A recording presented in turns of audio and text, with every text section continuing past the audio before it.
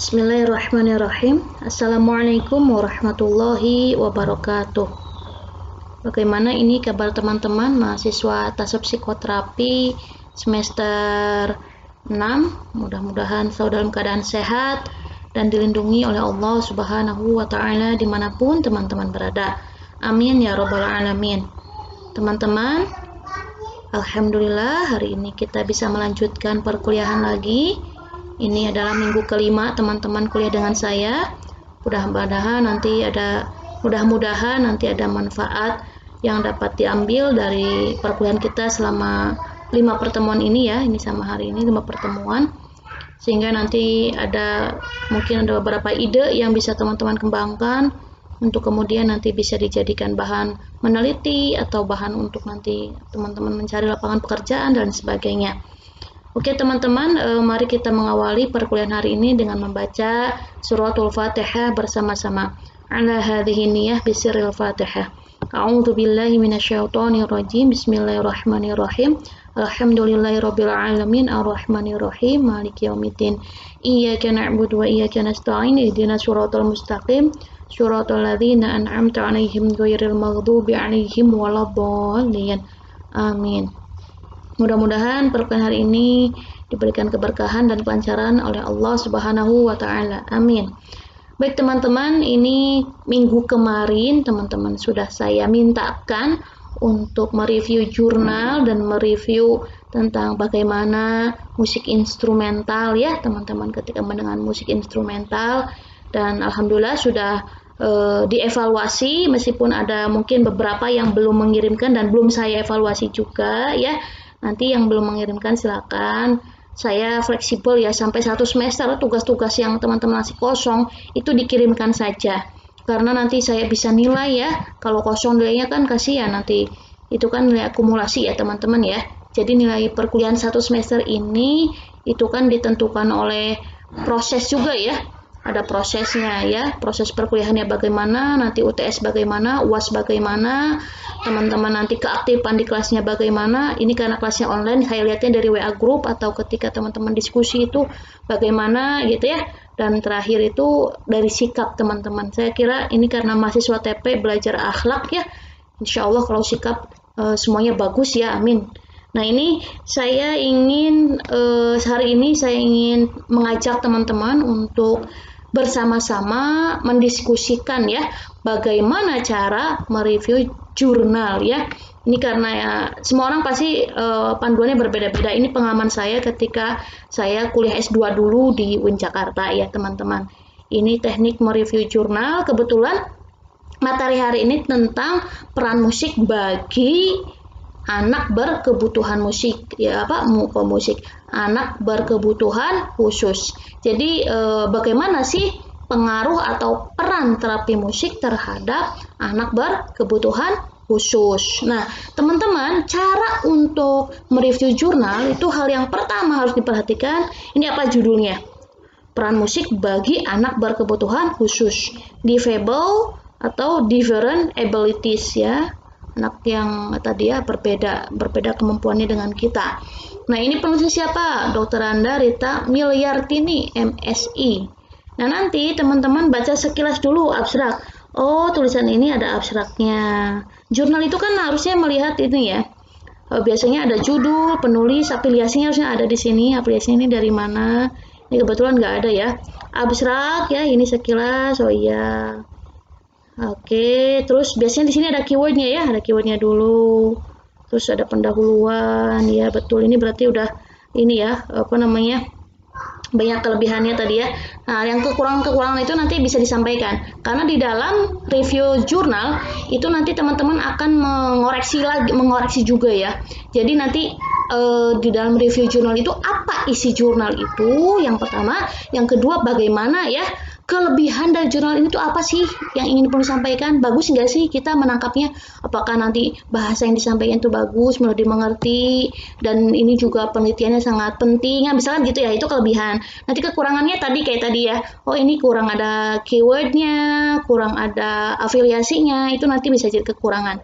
Jadi kita membacanya itu skimming dulu, skimming itu dilihatin, oh ini ada tinjauan teoritisnya sekilas, tentang manfaat musik tuh kayak gini ya, sambil kita bayangin ya, kita afirmasi ya.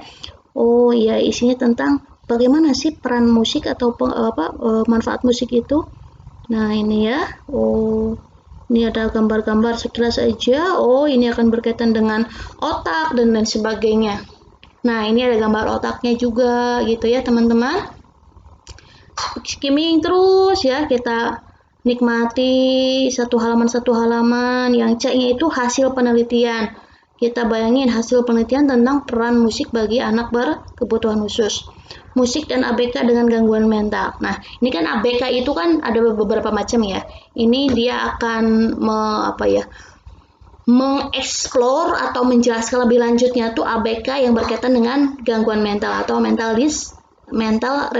retardation ya. Nah, gangguan mental anak ABK yang memiliki gangguan mental ya di sini. Terus bagaimana musik berpengaruh terhadap apa lagi nih? Oke, kita cek sekilas saja teman-teman. Oke. Musik dan ABK dengan gangguan sosial emosi. Jadi bagaimana musik ya pengaruhnya terhadap anak ABK yang memiliki gangguan sosial emosi. Oke, ini ya. Biasa ini nanti berkaitan dengan ADHD tadi di atas itu ya. Nah ini yang terakhir, musik dan ABK yang mengalami keterbatasan fisik. Jadi bagaimana anak ABK yang memiliki keterbatasan fisik ini bisa katakanlah lebih baik ketika sudah diberikan terapi musik. Ini sebenarnya kalau kuliahnya nggak online tuh enak ya teman-teman, nanti ada tugas observasi ke sekolah ya. Ini kan ada sekolah ini ya, mohon maaf, sekolah ini ya anak berkebutuhan khusus di ini tuh di Kudus ya, di apa namanya, dekat di sini. Nah itu biasanya nanti yang KKN atau apa itu pada di sana. Nah itu kesimpulannya ini ya, ini. Oke itu ya teman-teman yang daftar pustaka. Jadi kita sekilas saja. Nah kita balik lagi ke atas ya, sambil dibayangin tadi ada 3 ya hasil penelitian dia. Anak berkebutuhan khusus yang berkaitan dengan gangguan mental, gangguan sosial emosi, dan yang terakhir keterbatasan fisik. Jadi fokus dia itu di 3 itu. Nah sekarang kita pahami betul-betul bagian abstraknya, karena abstrak ini adalah ide penulis yang paling kreatif yang mencerminkan seluruh isi dari jurnal itu. Kalau kesimpulan itu kan hanya kesimpulan bagaimana sih kesimpulannya peran musik bagi ABK ini, tapi kalau di dalam abstrak itu ini hasil keseluruhannya teman-teman ya, hasil keseluruhannya dari mulai latar belakang masalahnya apa, kenapa ditulis kenapa ditulis jurnal ini, tujuannya apa sih nulis jurnal ini, terus nanti bagaimana hasilnya. Nah itu nanti biasanya itu di abstrak, makanya kita pahami abstraknya dulu ya teman-teman sebelum ke pendahuluan. Karena di sini mencakup bab pendahuluan, bab teori, bab hasil, dan bab kesimpulan disatukan di dalam abstrak yang harus dikemas dalam, kalau tidak salah itu maksimalnya itu 250 kata setiap jurnalnya. Oke teman-teman, ini abstraknya di Indonesia, kata penulisnya nih, anak berkebutuhan khusus atau ABK, terutama yang memiliki keterbatasan, keterbatasan mental, fisik ya, atau kemampuan interaksi sosial emosi masih termarginalkan. Jadi dia membidik fenomena. Nah ini kalau kita mau lihat kalau kita bikin bikin latar belakang masalah atau pendahuluan itu kan yang sulit itu ya. Nah teman-teman makanya harus peka, harus terbuka dengan fenomena apa yang sekarang terjadi. Oh ternyata dia sekarang sedang membidik bahwa di Indonesia banyak sekali anak ABK yang termarginalkan karena mereka memiliki keterbatasan baik aspek mental, fisik maupun sosial dan emosinya. Jadi termarginalkan itu terpinggirkan, terkucilkan ya, dipinggirkan seperti itu. Nah makanya di sini dia ingin menegaskan bahwa sebagian besar masyarakat masih memandang mereka sebagai orang yang merepotkan. Nah di sini kan masalahnya nih, merepotkan, mengganggu kenyamanan, sulit belajar, tidak produktif, membebani masyarakat. Nah ini masalahnya. Ternyata ini ya banyak ABK tuh yang dipandang oleh masyarakat dia tuh masih merepotkan, membebankan karena mohon maaf ya, seperti orang yang nomor kedua gitu ya. Ini mohon maaf. Ini tapi realitanya seperti itu kan. Kalau teman-teman pernah ketemu sama mohon maaf tadi yang ABK itu kan kita seperti memandang sebelah mata, iya nggak? Iya, iya. Kalau saya sih dulu iya ya, karena dulu saya pernah ya punya tetangga ya ada saudara juga itu yang mohon maaf tadi ada yang seperti itu. Kalau saya analisa sekilas itu seperti autis ya, nggak ngomong, nggak apa-apa, diam aja ya. Memang dari bentuk tubuh juga memang berbeda teman-teman dengan orang yang normal. Ya teman-teman nanti kalau pernah main ke tadi ya yayasan yang di Kudus itu, yayasan anak ABK itu, Pondok Pesantren Ahsaniyah namanya ya di Kudus itu, Pondok Pesantren Ahsaniyah itu kalau teman-teman pernah ke sana mungkin nanti melihat juga oh iya ya ada perbedaan, memang ada perbedaan dengan orang-orang yang normal seperti itu. Makanya mungkin kenapa dipindahkan ke situ karena mungkin orang tuanya ya banyak latar belakang ya orang tuanya sibuk atau mungkin iya mohon maaf ya ada yang malu, ada yang nggak bisa merawatnya dan sebagainya. Itu jadi akhirnya dipondokkan di sana. Tapi saya itu asumsi saya aja, makanya ini kan perlu diobservasi sebetulnya. Bagaimana sih kenapa nih anak-anak ABK di kesiniin gitu kan bisa diobservasi. Mungkin karena latar belakang orang tua yang sibuk atau apa ya nanti bisa diobservasi di situ. Nah saya ingin menegaskan bahwa di dalam penelitian ini ternyata penulis ingin membidik bahwa ABK ini masih dipinggirkan di masyarakat.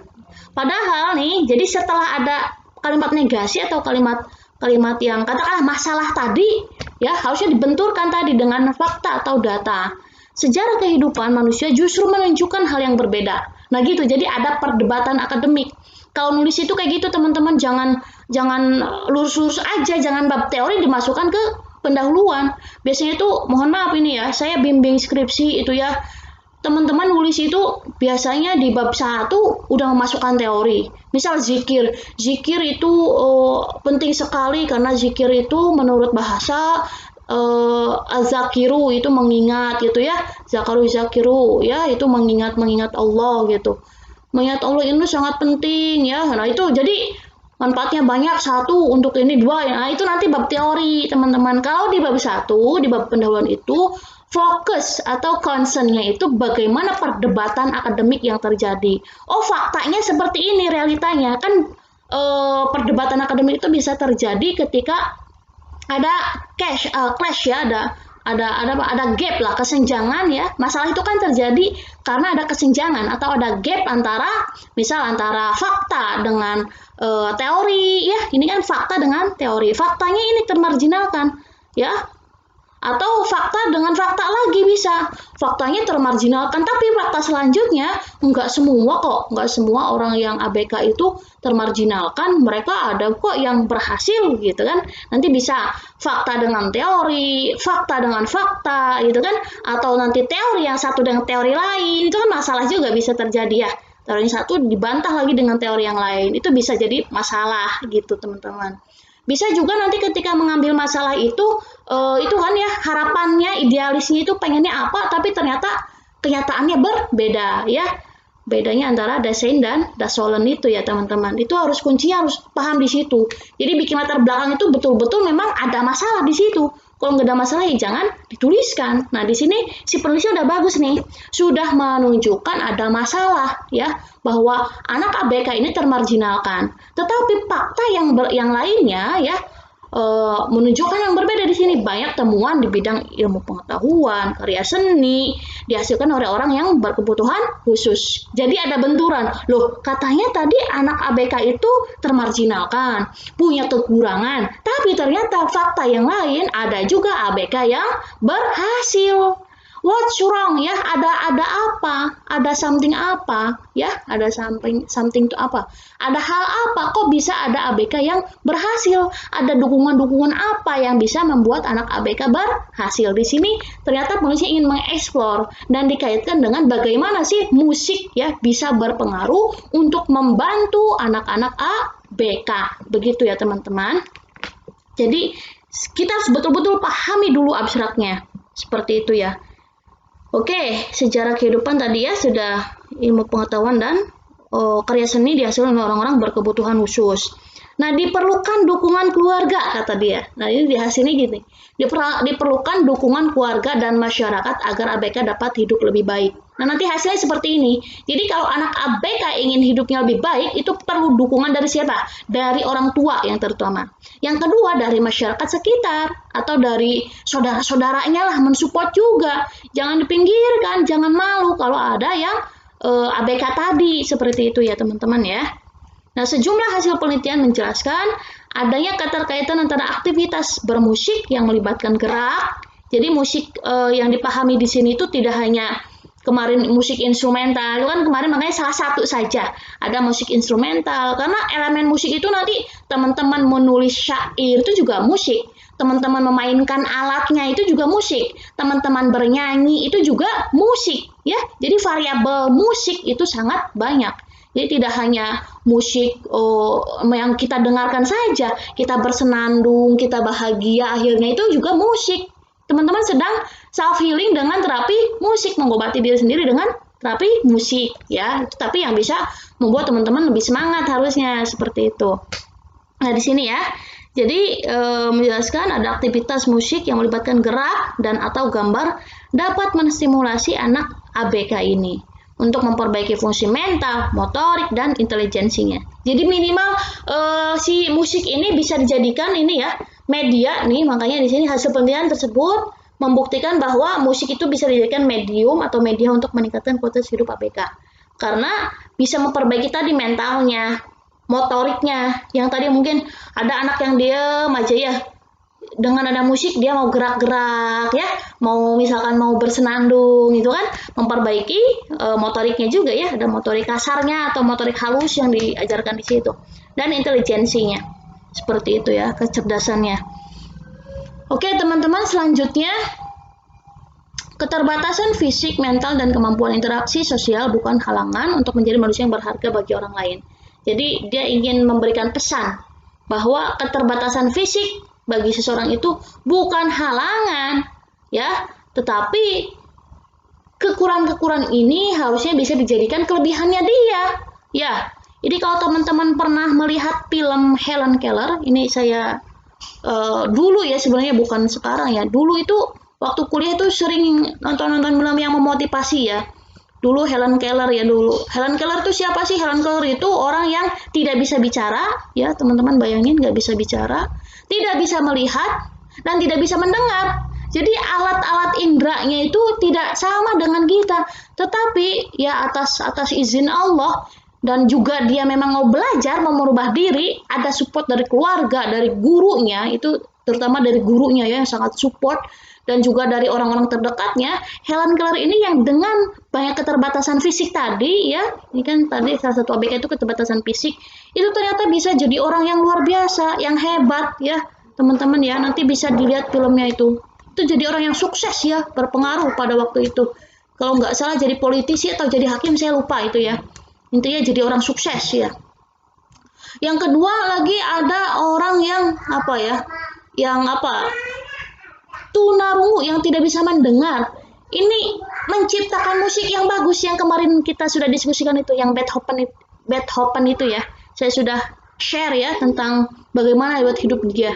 Nggak bisa mendengar tapi bisa menciptakan syair-syair musik yang aduh enak banget ya. Musiknya mungkin ada yang wah bu kok musiknya horor ya, tapi kan nggak apa-apa, itu beda-beda ya pendapat orang. Tapi menurut saya itu keren banget, dan bahkan tidak hanya saya, menurut para psikolog itu adalah musik terberat ya, yang Beethoven itu musik yang tersulit ya, latihannya itu bisa sampai berkali-kali ya, itu luar biasa ini. Beliau tidak bisa mendengar tapi bisa menciptakan irama yang begitu enak gitu ya teman-teman, seperti itu. Oke, next teman-teman, ini apalagi? Jadi di abstrak ini kita harus pahami bahwa oh ternyata ada masalahnya tuh ini, hasilnya tuh ini, oh kesimpulannya tuh ini, bahwa keterbatasan fisik mental itu bukan halangan, tapi harus bisa menjadikan ABK ini menjadi manusia yang berharga. Itu jadi sekilas. Nah, pendahuluannya kita baca, memang dibaca juga teman-teman ya, dibaca. Manusia seringkali lupa bahwa kehidupan kita di abad modern sangat kompleks ini, memungkinkan siapapun ya. Terus dibaca.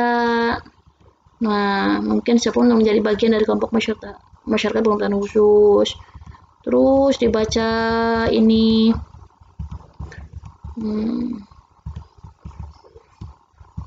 kayak skimming aja.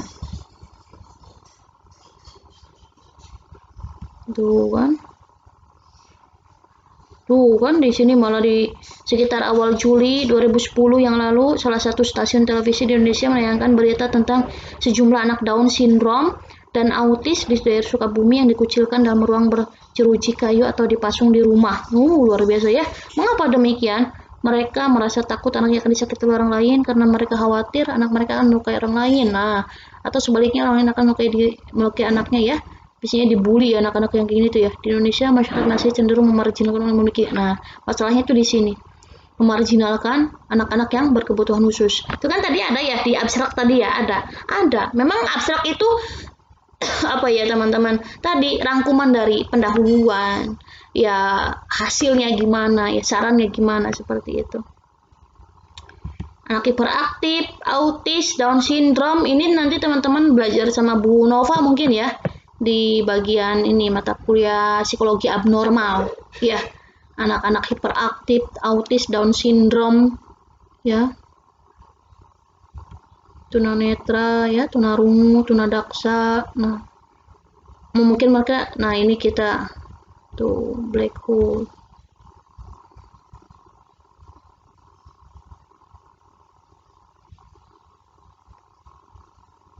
Tuh, Hopkins, seorang yang memiliki keterbatasan fisik mampu membuka tabir tentang black hole.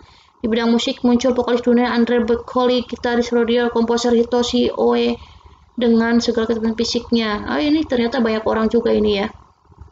Mereka hidup sebagai musisi profesional dunia. Nah, diperlukan dukungan keluarga dan masyarakat agar ABK ini hidupnya lebih baik gitu.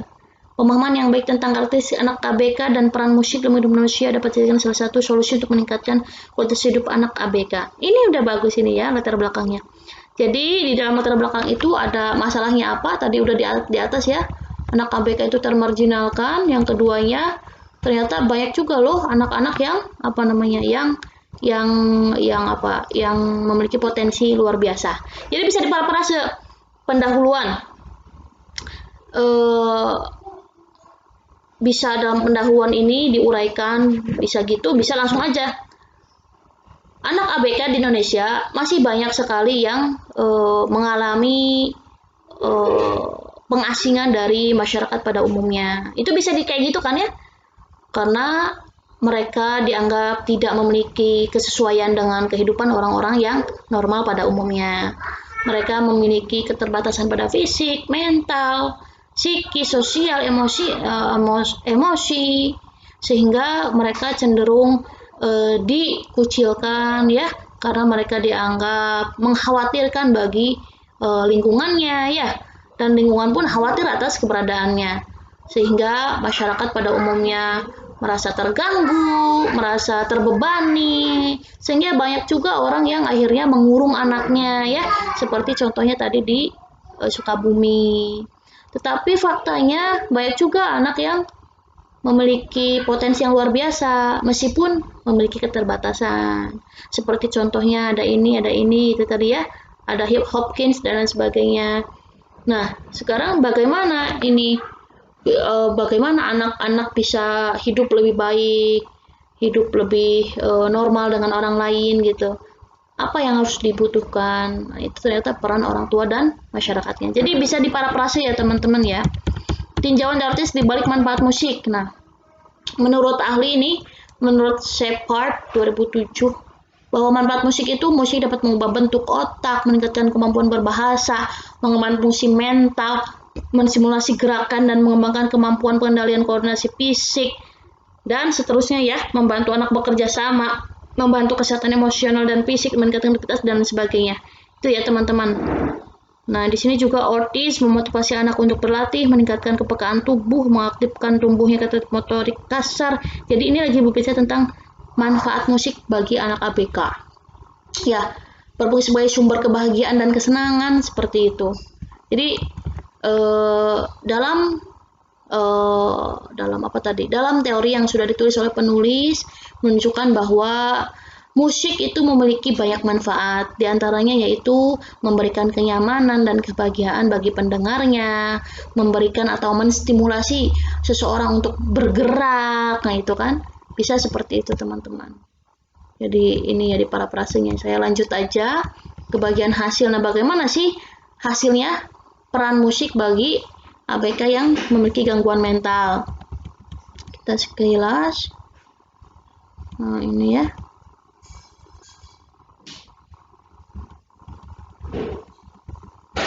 Nah, ini banyak data-data teori-teori ini menurut oleh Abriani ya, melakukan penelitian tindakan kelas. Bagaimana meningkatkan kemampuan berbicara siswa tunagrahita yang sedang ya, tingkat sedang. Siswa di sekolah yang menjadi lokasi penelitian memiliki kesulitan pengucapan ya, kekurangan makna. Nah, dengan bernyanyi, aktivitas bernyanyi melalui tahapan pengenalan konteks lagu dengan mengajak anak menceritakan pengalaman mereka berkaitan tema lagu, belajar mengucapkan syair lagu, mengembangkan persepsi tentang makna lagu dengan sambil menyanyi sesuai tema lagu. Itu akan bisa memberikan kontribusi positif ya. Ada 3 aspek yang ingin dicapai melalui penelitian ini, yaitu kelengkapan pengucapan huruf, kelancaran berbicara, dan pemahaman isi lagu. Jadi memang jangan terlalu banyak tuntutan ya kepada anak-anak ABK itu. Yang minimal mereka tuh semangat hidupnya itu. Nah, hidupnya semangat, dia senang, gembira, ya, tidak terkucilkan, apalagi tadi dipasung gitu ya, itu jangan. Ini kalau teman-teman pernah ke Pondok Ahsan ya, atau nanti mungkin misal corona sudah berakhir, itu nanti bisa PKL ya, PKL atau PPL namanya ya.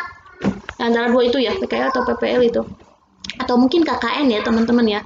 Itu biasanya nanti di sana. Itu nanti teman-teman biasanya memberikan edukasi tentang bagaimana nyanyi ya, bagaimana memainkan musik, bermain dan sebagainya. Mendampingi mereka biasanya itu. Kalau dulu tuh saya angkatannya Vina ya dulu ya, pas apa ya di sana tuh. Bukan Vina, di atasnya itu ya. Siapa ya dulu ya? Angkatan Dedek Maimunah itu loh, Maimunah. Nah, itu di situ. Pada KKN-nya di situ. Nah, itu ya. Ini banyak sekali. Nah, naik ini di sini pada silus kedua para peneliti melakukan penyempurnaan tindakan dan menggunakan lagu naik ke puncak gunung. Nah, itu jadi ada nyanyian-nyanyian yang membuat anak-anak tuh gembira. Jadi nyanyinya yang gembira-gembira aja kalau anak-anak mau itu ya. Oke, itu jadi kata dia manfaat musik bagi tunagrahita tidak hanya mengembangkan kemampuan bahasa ya, tetapi juga dengan tadi memainkan musik dan sebagainya itu bisa meminimalisir agar anak itu bisa diatur. Yang tadinya suka berlari-larian sekarang mau fokus, mau tenang. Anak yang sering marah dengan cara menjambak, menggigit itu nanti lebih tenang, mau diatur, mengalami penurunan frekuensi tantrumnya. Jadi anak-anak yang tantrum itu bisa berkurang gitu.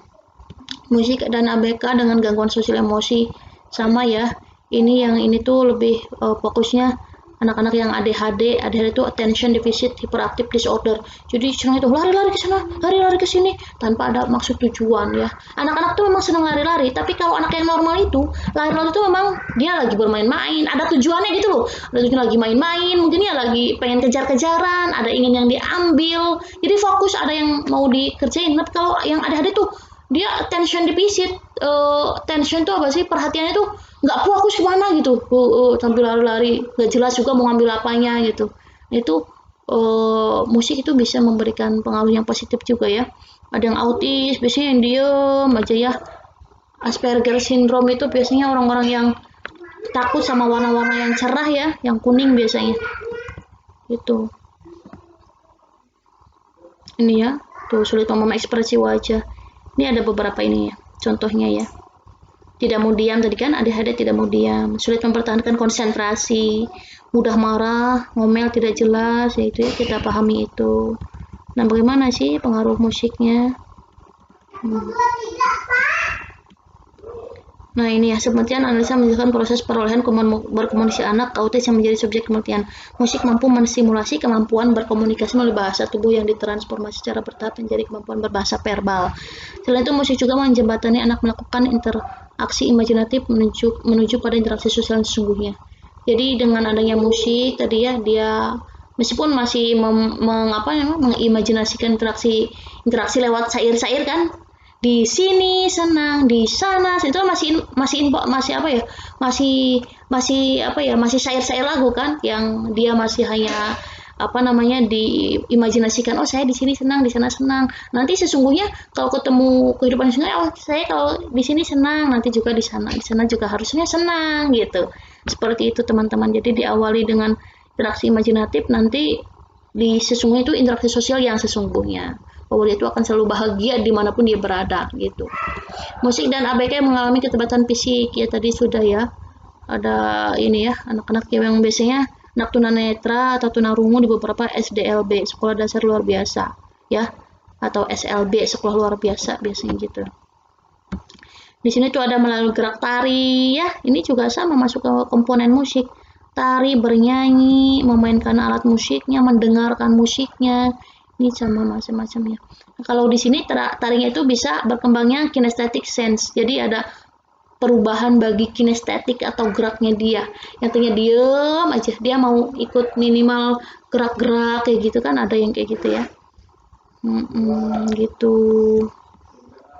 Nah ya, kesimpulan bahasan dalam tulisan ini lebih banyak mengungkapkan realitas peran musik bagi difabel atau ABK berdasarkan penelitian pengalaman bekerja dengan ABK yang telah kami lakukan di universitas. Dari hasil beberapa pertimbangan itu ya, kalau kesimpulan dari atas itu apa sih, hasilnya gimana, lebih kepada hasil kalau ini ya. Dasar beberapa pertimbangan yang ini penggunaan musik di Indonesia dalam proses pembelajaran dan bukti otentik tentang manfaat musik bagi anak ya. Ini oke, kemudian pengembangan ada beberapa kesimpulan dapat ditarik. Pertama, musik memiliki peran penting untuk meningkatkan multi kecerdasan pada ABK. Kalau teman-teman pernah belajar multi intelligent atau kecerdasan yang majemuk ya, menurut Howard Gardner, itu kan ada kecerdasan linguistik, kecerdasan interpersonal, kecerdasan intrapersonal, kecerdasan kinestetik, kecerdasan musikal, kecerdasan spasial, kecerdasan apa lagi teman-teman ya. Ya itulah kurang lebih itu ya, ada 9 kecerdasan. Kecerdasan naturalistik ya. Nah, kecerdasan yang terakhir itu kecerdasan spiritualistik atau kecerdasan transenden ya. Itu teman-teman. Kedua, proses pemetaan musik dapat dilakukan melalui aktivitas menyimak, aktivitas memproduksi atau memainkan musik dan berkarya musik yang terinteraksi dengan gerak ya. Ketiga, masing-masing keterbatasan mental, fisik, sosial membutuhkan strategi pembuatan musik yang khas. Keempat, aktivitas bermusik memungkinkan ABK memperoleh kepercayaan diri, harga diri, dan motivasi untuk hidup lebih baik. Nah itu ya teman-teman, pustakanya. Oke, itu teman-teman nanti dituliskan kelebihannya tadi apa ya. Kelebihannya itu tulisan ini sangat komprehensif ketika menjelaskan tentang peran musik bagi anak berkebutuhan khusus ya, mudah dipahami tulisannya, dan juga hasilnya juga menarik karena didukung oleh data-data atau teman-teman yang yang otentik atau yang bisa dipertanggungjawabkan. Nah, yang kekurangannya tadi kurang ada keyword dan sebagainya, seperti itu ya teman-teman ya. Sarannya nanti bisa ada sarannya juga, sarannya itu atau kritik ya, saran atau kritik yang membangun. Tulisan ini lebih baik jika gitu ya, jika dituliskan keywordnya. Jadi kekurangan-kekurangan tadi dimasukkan ke dalam saran.